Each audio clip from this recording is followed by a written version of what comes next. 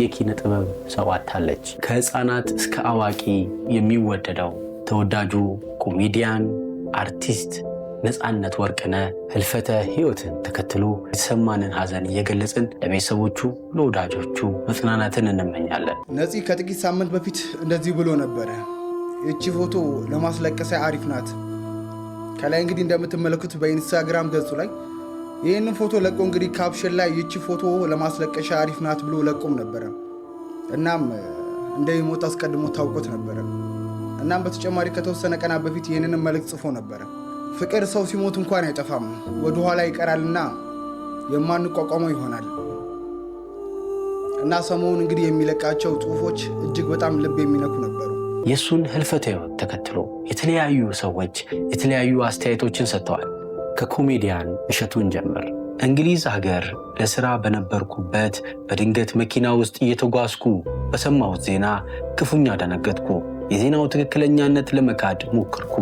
ከዛም ወደ ጌጡ ተመስገን ፔጅ ሄጄ ዜናውን አየሁት። መስማት የማልፈልገውን ዜና እዛው ተጽፎ ሳየው የተሳሳተ የፌስቡክ ፔጅ እንዳይሆን ገምቼ የፎሎወሩን ቁጥር አየሁት።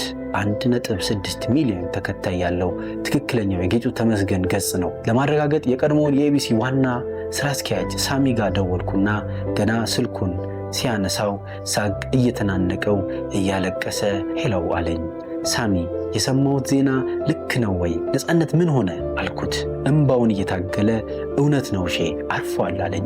ነፃነት ወርቅነህ የኢትዮጵያ ሕዝብ ከህፃን እስከ አዋቂ ድረስ ምን ያክል እንደሚወደው የገባኝ እኔ የሱን ስራ ለመስራት በሞከርኩበት ወቅት ነው። እጅግ የህዝብ ልብ ውስጥ ጠብቆ የገባ ተወዳጅ የጥበብ ሰው፣ ከትንሽ ተነስቶ ትልቅ ደረጃ የደረሰ ስኬታማ ባለሙያ፣ ድንቅ ተዋናይ፣ ተወዳጁ ፕሮግራም መሪ፣ የማይረሳ የኪነ ጥበብ ባለሙያ፣ የፊልምና የቲያትር ድምቀት ነፃነት ወርቅነህ ዛሬ ጥር 8 2018 ኢትዮጵያ ወርቅ ልጅ አጣች። ቤተሰቦቹን እግዚአብሔር በቅዱሱ መንፈስ ያጽናናችሁ፣ ልጆቹ በክርስቶስ ያሳድጋችሁ።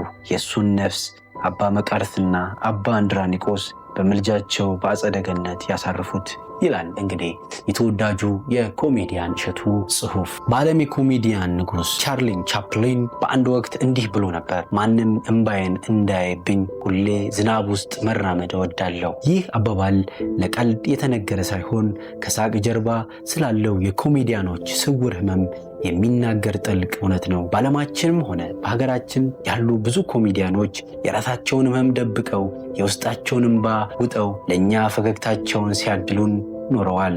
የእኛ ነፃነት ወርቅነህ ልክ እንደ ቻርሊ ቻፕሊን ነበር። እኛ በስራዎቹ ስንስቅ፣ በመድረክ ላይ በሚፈጥራቸው ቀልዶች ስንዝናና፣ ምናልባትም እሱ በውስጡ ምን አይነት ዝናብ ይዞ ይዞር እንደነበር አናውቅም ነበረ።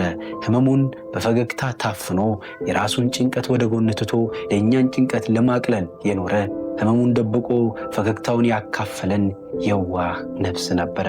ኮሜዲያኖች ሐኪሞች ናቸው፣ ግን ራሳቸውን ታምሜያለሁ አይሉም። ነፃነትም ህመሙን አላሳየንም፣ ግን ሳቁን ሰጠን። ዛሬ ላይ ቆመን ስናስበው ለካ ያ ሁሉ ፈገግታ በውስጡ ስንብት ይዞ ነበር። እንደ ቻርሊ ቻፕሊን በዝናብ ውስጥ እንባውን እንደሸሸገ ሁሉ ነፃነትም ህመሙን በሳቅ ውስጥ ሸሽጎ አለፈ።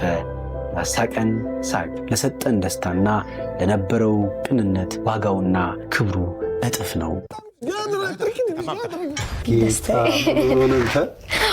እንግዲህ ምንስ ያሻኛል ከምድር ከሚታየው ሀብት ይልቅ የአምላኬ ፍቅር ማርኮኛል።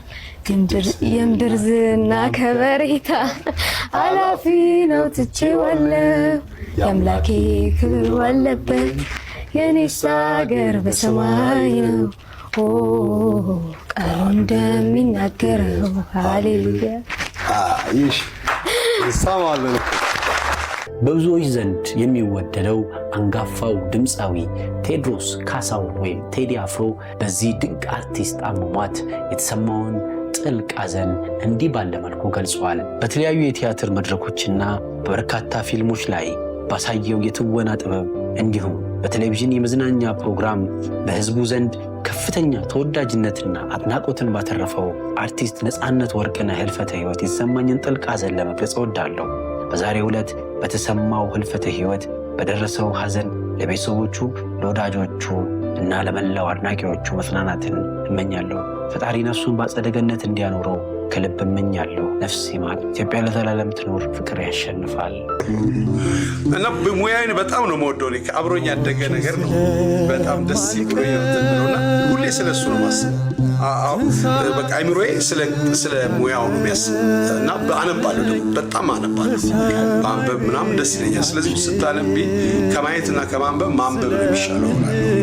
ማንበብ በጣም የፈጠራ ነገርን ይጨምራል። በመቀጠልም ዲያቆን ሄኖክ የዚህን ድንቅ አርቲስት ህልፈተ ሕይወት ተከትሎ የሰጠውን አስተያየት አብረን እንመልከት። ውድ ወንድሜ ነፂ፣ እንዳልከው የማንቋቋመው የሚያሳምም ሐዘን ነው። እኛ ያሰብነው ያቀድነው አልሆነም። የጌታ ፈቃድ ይሁን ብለን ዝም አልን። በምትወደው መልአክ በቅዱስ ዑራኤልና በመላእክቶች እጅ ነፍስን ያሳርፋት። ኦ እግዚኦ አረፍ ነፍሰ ገብርከ ቃለ አብ። አቤቱ የባሪህን የቃለ አብን ነፍስ አሳርፍ። እግዚአብሔርን ለመፈለግ ልቡን የሚያቀናውን ሁሉ ቸሩ እግዚአብሔር ይቅር ይበለው። ሁለተኛ ዜና ምዕራፍ 30 ከቁጥር 19። እንግዲህ ውድ ቤተሰቦቻችን በዚህ ተወዳጅ አርቲስት ህልፈተ ሕይወት የተሰማንን ጥልቅ ሐዘን በድጋሚ እንገልጻለን። ነፍሱን በአጸደ ገነት እግዚአብሔር ፈጣሪ አምላካችን ያሳርፍልን። ለመላው የኢትዮጵያ ሕዝብ መጽናናትን እንመኛለን። ናሁታ